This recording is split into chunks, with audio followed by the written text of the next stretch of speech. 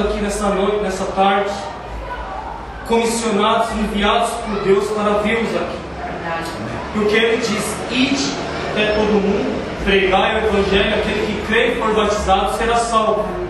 Ele diz: saiam pelas ruas, pelos valados, preguem o meu Evangelho, chame-os a entrar para o meu caminho. As portas já estão abertas. E quando a pessoa está com o seu ouvido aberto para ouvir a Deus, Deus fala com ela. Amém. Veja o que a Bíblia fala em Jó.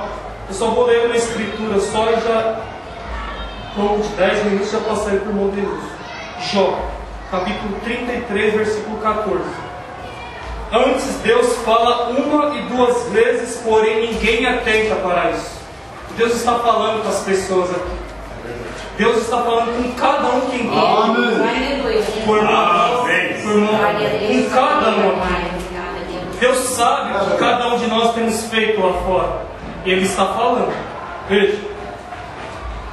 Em sonho ou em visão de dia, de noite, quando cai um sono profundo sobre os homens e adormecem na cama, então Ele abre os ouvidos dos homens e lhes sela a sua instrução.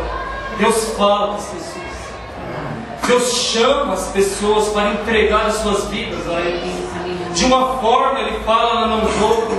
De uma outra forma é Ele falando e elas não escutam. Mas o tempo todo é Deus chamando aquela pessoa para entregar a sua vida a Cristo. Elas não percebem que é Ele, porque Ele passa de uma forma simples, de uma forma humilde. Ele vem de uma forma que a pessoa não percebe que é Ele que está falando com ela. E aquilo passa por alto. Ela continua a sua vida. Passa-se os dias, passa-se os meses. Os olhos de Deus estão sempre sobre aquela pessoa. Amém. Ele vai até ela novamente e a chama para entrar nos seus caminhos. Mas ela cerra o seu coração para a palavra de Deus, porque está presa nas garras do diabo.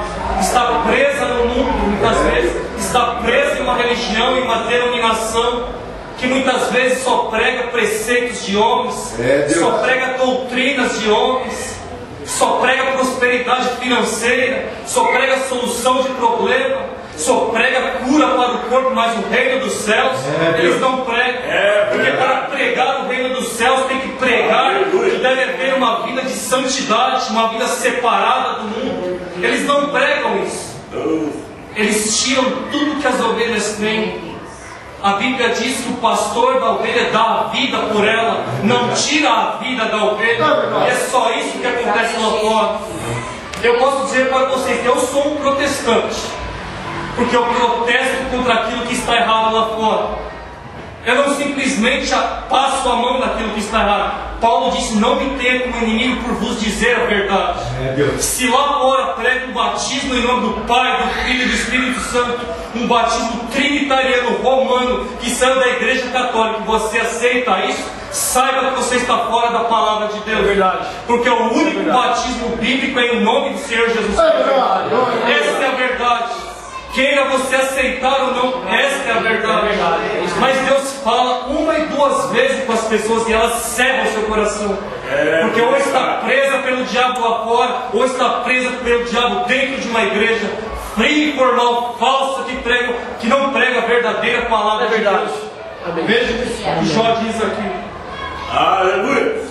Para apartar o homem do seu desígnio e esconder do homem a soberba, para desviar a sua alma da cova e a sua vida de passar pela espada. Deus fala uma e duas vezes para livrar aquela alma da morte. Veja aqui agora. Se com ele, pois, houver um mensageiro, um intérprete, um entre milhares para declarar ao homem a sua retidão, então terá misericórdia dele e lhe dirá: livra-o, que não desça a cova, já achei resgate. Sua carne se reverdecerá mais do que a sua infância e tornará aos seus dias da sua juventude. É um dia tão especial esse. É um dia tão feliz para a pessoa que ela rende a sua alma para Cristo, a ponto de ser maior do que a felicidade de uma criança que corre lá fora. É o melhor dia, é a melhor coisa que uma pessoa pode fazer. é levantar a sua mão para aceitar Jesus em seu coração e entregar a sua vida para Ele e entrar pelos seus caminhos. Veja, deveras orará a Deus, que se agradará dele e verá sua face com júbilo, e restituirá ao homem a sua justiça. Olhará para os homens e dirá: pequei e perverti o direito, o que de nada me aproveitou, mesmo pecando. Mas Deus livrou a minha alma de ir para a cova, e a minha vida verá a luz. Eis que tudo isso é obra de Deus, duas e três vezes para com o homem, para desviar a sua alma da perdição e o alumiar com a luz dos viventes. Essa é a obra de Deus. Falar com as pessoas, chamá-las para entrar pelos seus caminhos, para entregar as suas vidas a Ele. No capítulo 13 de Gênesis, nós encontramos Abraão e Ló indo em direção à terra prometida, buscando uma terra. E ocorreu que os pastores de Abraão entraram em contenda com os pastores de Ló.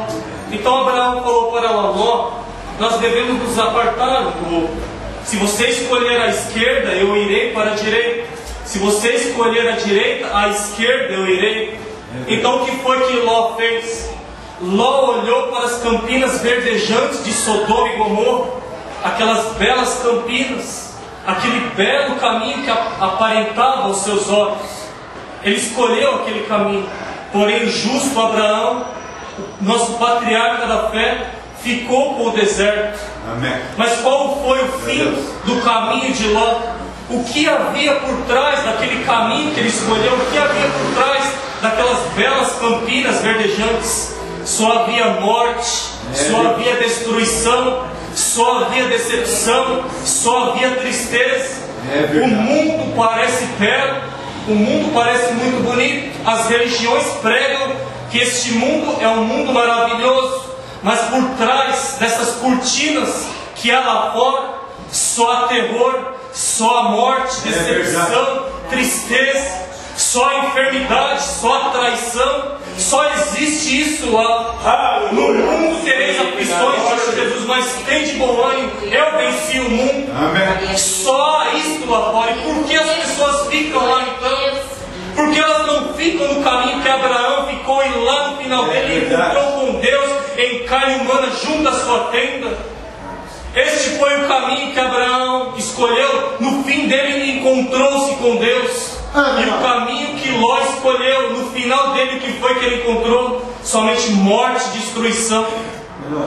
Essa foi a escolha que Ló fez, e essa foi a escolha que Abraão fez. Mas para sempre Deus tem um caminho provido para os seus filhos. Amém. Sempre Deus tem um caminho provido para aqueles que o amam. Quando o juízo do dilúvio ia atingir a terra, Ele proveu uma arca para que aqueles que o amavam não fossem atingidos pelo dilúvio. Quando foi para Deus tirar os filhos de Israel do Egito e levá-los à terra prometida, quando eles chegaram diante do Mar Vermelho, de um lado havia montanhas, do outro lado montanhas, e atrás estava o diabo encarnado em Faraó, buscando o povo de Israel. Mas o que foi que Deus fez? Deus abriu o Mar Vermelho e proveu um caminho para os seus filhos, para que eles passassem por ali e alcançassem a promessa. É verdade. Deus sempre provê um caminho para os seus filhos. É verdade. E quando Adão e Eva pecaram no jardim do Éden, o que foi que aconteceu? Adão e Eva, eles fizeram aventais de folha de figueira para cobrir a sua nudez, porque eles haviam pecado e se esconderam de Deus. Mas o que foi que Deus fez? Deus rejeitou aquela cobertura. Deus rejeitou aquela religião que Adão e Eva estavam tentando fundar ali. E o que foi que Ele fez? Sacrificou um cordeiro, envolveu seus filhos e colocou-os para fora do jardim do Éden. Mas naquele momento desceu uma palavra do coração de Deus, que era amor. Deus iria prover um caminho para trazê-los de volta para o jardim do Éden. A religião que Adão fundou ali, aquelas folhas de figueira que Adão fez, não serviu para Deus. As religiões que os homens estão fundando lá fora são nada para Deus. Você chega numa igreja e está lá a placa: igreja tal fundada por missionário tal. Você chega em uma outra igreja e está lá, igreja tal fundada por missionário tal, ou pelo pastor tal. Foi eles mesmos quem fundaram. Mas a igreja que nós pertencemos não foi fundada por homem algum. Foi fundada lá no cenáculo no dia de Pentecostes pelo próprio Jesus. E havia uma doutrina lá, a doutrina dos apóstolos e profetas, do qual Jesus Cristo é a principal pedra de esquina. E esta é a doutrina a qual nós pertencemos. Que Deus nos colocou para fora do jardim do Éden. E no caminho em direção à árvore da vida, Ele fechou o caminho. Ele colocou dois anjos ali. E o caminho que Deus tinha para a árvore da vida estava fechado. Nenhum homem podia passar por ele. Estava fechado. Mas passaram-se 2000 anos. O Senhor Jesus Cristo veio justamente para isso. Para morrer na cruz do Calvário, derramar o seu sangue por nós e abrir as portas do reino dos céus. E o caminho que levava à árvore da vida foi aberto novamente quando Ele morreu na cruz do Calvário e derramou o seu sangue. É verdade.